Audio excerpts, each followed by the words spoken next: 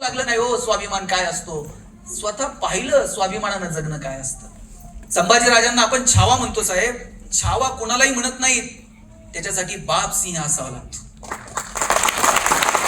बाप सिंह म्हणून छावा जन्माला आला. आणि तारतम्यानं जगायचं असतं. प्रत्येक वेळेस संकटाच्या समोर छाती काढायची नसती. कधीतरी 2 पावलं माघार घ्यायची असते. कधीतरी चित्त्यासारखी छलांग मारायची असती. हे सुद्धा जर कुणाकडनं शिकायचं असलं तर ते शिवाजी नावाच्या बापाकडनं शिकावं. इकडं मर्दुमकी गाजवली, सभागृह गाजून टाकलं, औरंगजेबाला घाम फोडला. औरंगजेबानं जेव्हा शिवाजी राजांना नजर कैदेत ठेवलं, शिवाजी राजांना कळलं आता तारतम्यानं वागावं लागेल. शिवाजी राजांनी तातडीनं काहीच दिवसात पत्र लिहिलं औरंगजेबाला. आता मी आग्र्यात रमलो आहे. माझी आई आणि पत्नी यांना आग्र्याला येण्याची परवानगी मिळावी. त्यांनाही आग्रा दाखवावं म्हणतो. आता कोणता राजा आपण संकटात असताना आईला आणि बायकोला आग्र्यात बोलवत. जो विचार तुमच्या मनात आला, माझ्या मनात आला, तोच औरंगजेबाच्या डोक्यात चमकला पाहिजे की आता शिवाजी राजांचा इथून पळण्या बिळण्याचा विचार नाही. तेवढ्यासाठी फक्त पत्र पाठवलं. औरंगजेब इतकं हुशार, ते म्हणलं लवकर बोलवा आणि येण्याचा खर्च पण आमच्याकडनं घ्यावा. पावसाचं आणि अंतराचं कारण सांगून कोणीही आलं नाही. दुसरं पत्र राजांनी पाठवलं. माझ्या बरोबर जे सैन्य आलंय त्यांना राजधानीत पाठवायची परवानगी द्या. औरंगजेबाला तेच पाहिजे होतं. तातडीनं परवानगी दिली.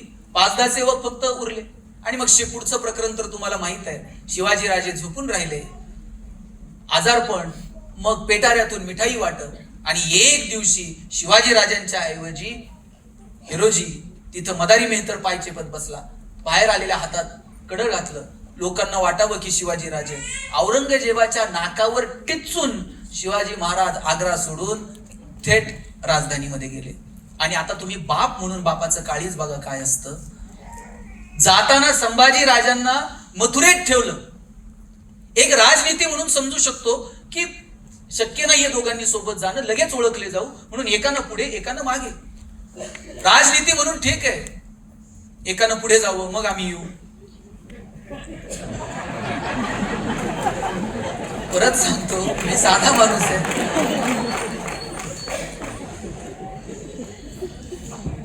राजे निघाले पुढं आणि ठेवलं कुणाला मागे? संभाजीराजांना. संभाजीराजांना मागे ठेवलं. एक बाप म्हणून बापाचं काहीच काय म्हटलं असेल लोक तिथं पोहोचेपर्यंत. अरे मथुरेत राजांना ठेवलंय, औरंगजेबाचं सैन्य इकडे तिकडे शोधतंय. राजे पोहोचले आणि केवळ संभाजीराजे सुखरूप आले पाहिजेत याच्यासाठी शिवाजी राजांनी स्वतःच्या आईलाही सांगितलं. काळानं घात केला. येताना संभाजीराजे मारले गेले. सगळे विधी केले संभाजीराजांचे. केवळ एक बाप, त्या बापाचं काळीच काय असेल मला सांगा. मला वाटतं हा बाप शिवाजी राजा आम्ही समजून घेतला पाहिजे.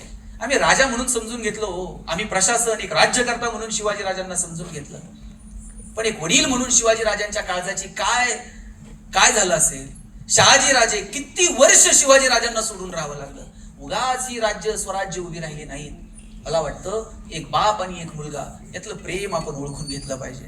आणि काय आमचा संभाजी राजा, अरे काय छावा. आपल्या बापानं केलेलं स्वराज्य टिकलं पाहिजे, वाढलं पाहिजे याच्यासाठी रक्ताचा थेंब ना थेंब संभाजी राजांना अर्पण केला.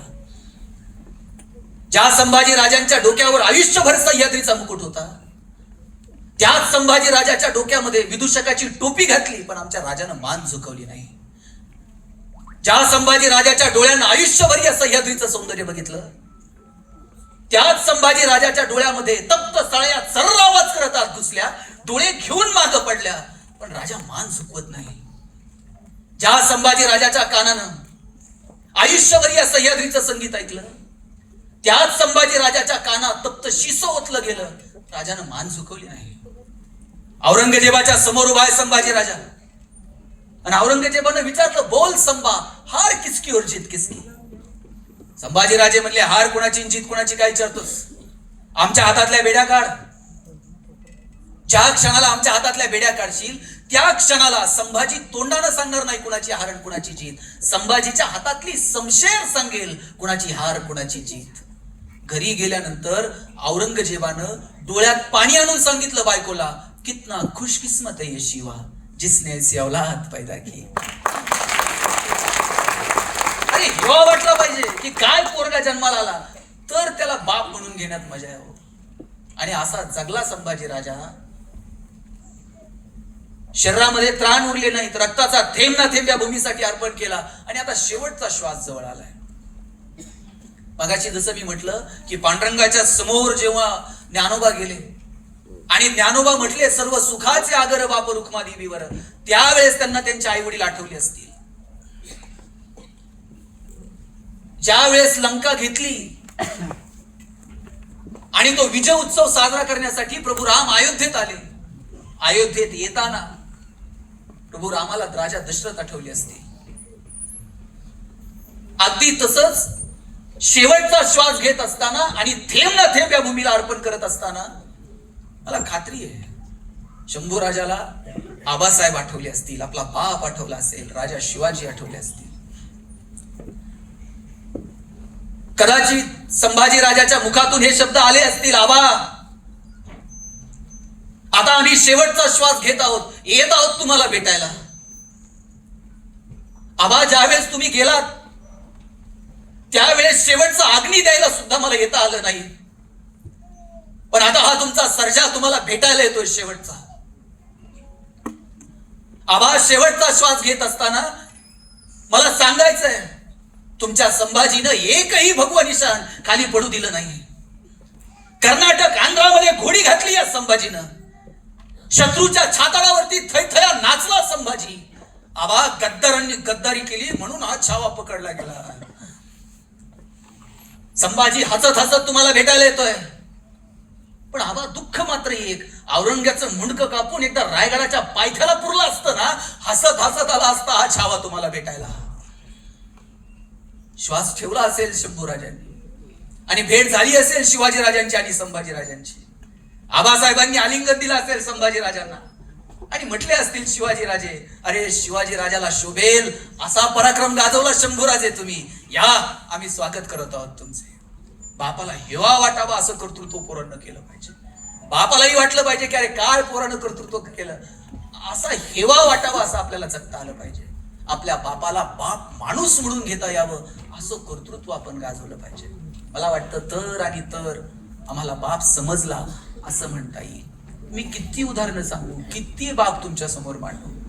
विठ्ठलपंत, भगवान श्रीकृष्णाचे आई वडील, प्रभू रामाचे आई वडील, किती किती प्रसंगी मी तुमच्याकडे सांगू. मला वाटतं डोळे उघडे ठेवून इकडे तिकडे बघण्यापेक्षा कधीतरी अंतर्मनात डोकवा. आता शेवटचे 2 मिनिट, कधीतरी अंतर्मनात डोकवा, कधीतरी डोळे उघडे ठेवून आपल्या आजूबाजूच्या माणसांकडे बघा. या माणसांच्या गर्दीत आपल्याला माणूस सापडायला हवा, या माणसांच्या गर्दीत आपल्याला माणूस पण जिवंत ठेवायला हवा. ज्या दिवशी आपल्या डोळ्यातलं प्रेम संपेल, ज्या दिवशी ती करुणा संपेल, ज्या दिवशी जिव्हाळा संपेल ना, त्या दिवशी समजावं आता आपण माणूस उरलो नाही आहोत, आपण यंत्र होत चाललेलो आहोत. आपल्याला यंत्र व्हायचं नाहीये, आपल्याला माणूस म्हणून राहायचंय. ते माणूस पण जर आपल्याला जगता आलं ना तर जगणं सुंदर होऊन जातं. आणि माणूस म्हणून जगण्याची वाट दाखवण्यासाठी आपल्याला बाप सोबत असायला हवा. ज्यांच्या ज्यांच्या घरात तो जिवंत आहे त्यांनी त्याला जपा. घरातली म्हातारी माणसं या ट्यूबलाईट इतका प्रकाश देत नाहीत, पण त्यांचं देवघरात निरंजनासारखं तेवत राहणं महत्वाचं असतं. ते विझून गेलं ना मग त्या लोकांची किंमत कळायला लागते. म्हणून जोपर्यंत ते आहे तोपर्यंत ते जपा. सायकल कुणी चालवायला शिकवली? सुरुवातीला मी विचारलं होतं, पोहायला कुणी शिकवलं? सायकलवरती ओझं घेऊन जाणारा बाप दिसला की आम्हाला आमचे वडील आठवतात. कुठल्याही नदीच्या किनारी बसल्यानंतर असं वाटतं अरे बाप मागून ढकलणार तर नाही ना. आपल्याला त्या प्रवाहात ढकलणारा जर कोण असतो तर तो आपला बाप असतो. एक राजा होता आणि त्या राजानं अशी दवंडी दिली होती की नदी पार करून जो पलीकडे निघून जाईल त्याला मी अर्ध राज्य बक्षीस देईल आणि माझ्या मुलीसोबत त्याचं लग्न लावून देईल. हल्ली लग्नांचे एवढे प्रॉब्लेम आहेत. अशी जर स्पर्धा नगरमध्ये आयोजित केली, सीना नदीच्या काठावर, केडगावच्या पुलावर, खरंच प्रॉब्लेम आहे. म्हणजे मुलीच्या आईवडिलाला टेन्शन नाही तेवढं मुलाच्या आईवडिलाला हल्ली टेन्शन. प्रत्येक गावात 30 ते 35 वयोगटातली 5-50 पोरं बिनलग्नाची. परवा सोलापूरला लग्न जमत नाही म्हणून मुलांनी जिल्हाधिकारी कार्यालयावर मोर्चा काढला. कलेक्टरला एवढीच काम आहेत का आता तुम्हाला? आमच्या गावात एकाचं लग्न जमेना, त्याच्या मित्रानं सांगितलं, मला टेन्शन घेऊ नको, मुलीकडचे बघायला आले ना पगार जरा वाढून सांगायचा. पण ह्याला सांगितलं नव्हतं किती सांगायचा, ह्याला अंदाज नाही. मुलीच्या वडिलांनी विचारलं पगार किती? हा म्हणला 1.5 लाख. तर तुझ्याकडे बघून तर वाटत नाही 1.5 लाख असं. हे म्हणताय तसा फिक्स 1.5 लाख आहे, कटिंग करून 8,000 हातात येतो.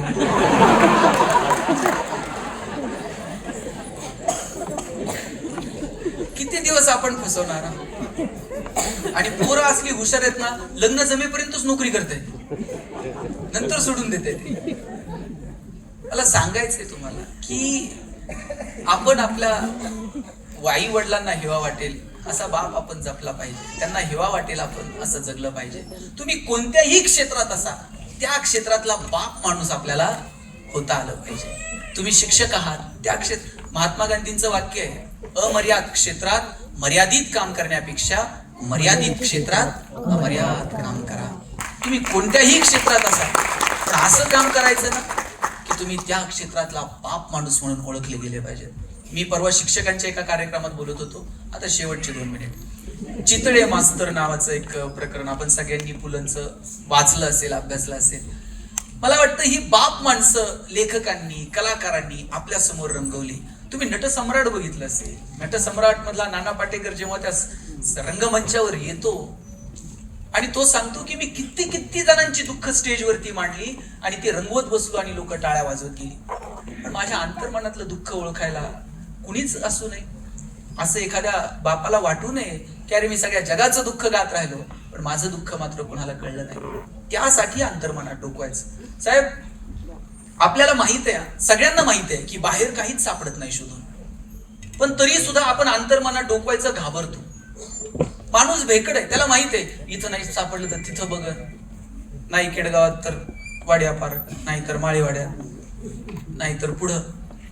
पण त्याला माहिती आहे एकदा अंतर्मनात डोकवलं आणि तिथं जर सापडलं नाही मग ते घाबरतं अंतर्मनात डोकवायला. रेल्वेतनं बाहेर पडणाऱ्या एका माणसाला टीसीने विचारलं तिकीट, ते उजव्या खिशात, डाव्या खिशात, मागं पुढं 10 वेळा खिशे, पण वरच्या खिशात काय बघणच. शेजारच्यानं विचारलं पॅन्टचाच खिसा बघताय, जरा वर बघा. म्हणलं मला माहित आहे, वर नाही सापडलं मग तर संपलंच की म्हणलं सगळं. माणूस आत डोकायला घाबरतो म्हणून तो आत डोकवत नाही. कधीतरी आत डोकावून बघितलं पाहिजे. ज्या दिवशी आपण आत डोकावून बघू ना, त्या दिवशी जगणं सुंदर वाटायला लागेल. त्या दिवशी आपल्याला ही माणसं आपल्या आजूबाजूला आणि आपल्या जवळ सापडायला लागतील. मला माहित नाही कुणाच्या मनात त्यांच्या वडिलांची काय प्रतिक्रिया आहे, काय प्रतिमा आहे. माणसं चुकतात, जगातला प्रत्येक माणूस चुकत असतो. कुणीतरी एकानं माफी मागावी, कुणीतरी एकानं माफ करावं, कुणीतरी 2 पावलं पुढे जावं, कुणीतरी 2 पावलं मागे यावं. श्वास संपायच्या आत विषय संपून टाकावेत. श्वास संपल्यानंतर मग विषय संपत नाहीत. मग हुरहुर राहून जाते, अरे हे बोलायचं राहून गेलं, हे सांगायचं राहून गेलं. असं वाटू नये. असं जर वाटत असेल तर भेटा, बोला, मिठी मारा, आपला भावना तिथपर्यंत पोहोचवायचा प्रयत्न करा. तुम्ही सगळे तुमच्या कामात असतात. आई गेली आणि वडील जर एकटे राहिले तर ते सारखे फोन करतात आणि ते फोन करून काय म्हणतात, बाई बरी आहेस ना तू? हा ठीक आहे, आणि ठेवून देतात. कधीतरी आई बाप एक काळीच पिळवटून टाकणारं वाक्य बोलतात आणि ते वाक्य काय असतं माहितीये, बाई आम्ही आहोत ना, तोपर्यंत येत चला. ज्या दिवशी बाप असं म्हणेल मी आहे तोपर्यंत येत चला, तेव्हा हातातली कामं बाजूला ठेवा आणि भेटून घ्या. नंतर दिलेल्या मांडीचा स्पर्श कळत, नंतर घातलेल्या वाऱ्याची झुळूक पोहोचत नाही, अग्नीचा दाह कळत नाही, तर स्पर्श काय कळणार आहे. म्हणून जोपर्यंत माणसं जिवंत आहेत तोपर्यंत स्पर्श द्या, एकमेकांना समजून घ्या, एकमेकांच्या सुखदुःखात सहभागी व्हा आणि बोला. मी ज्या कॉलनीत राहिलो त्या कॉलनीत सगळ्यांची घरं स्लॅबची, फक्त आमचं घर पत्र्याचं.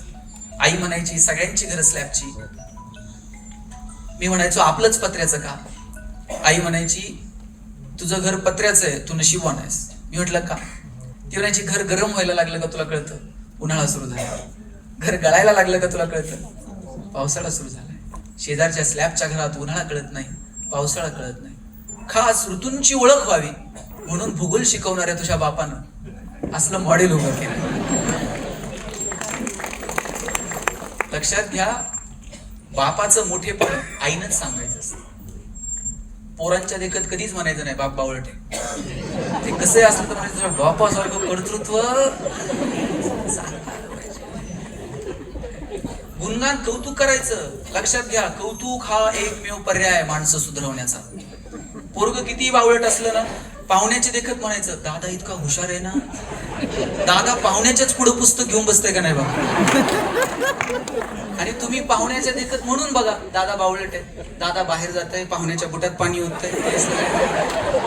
तुमची इज्जत घालवायची हे एक संधी मग दादा सोडत नाही. त्यामुळे कौतुक करायचं, माणसांच्या सुखदुःखात सहभागी व्हायचं आणि मस्त जगायचं.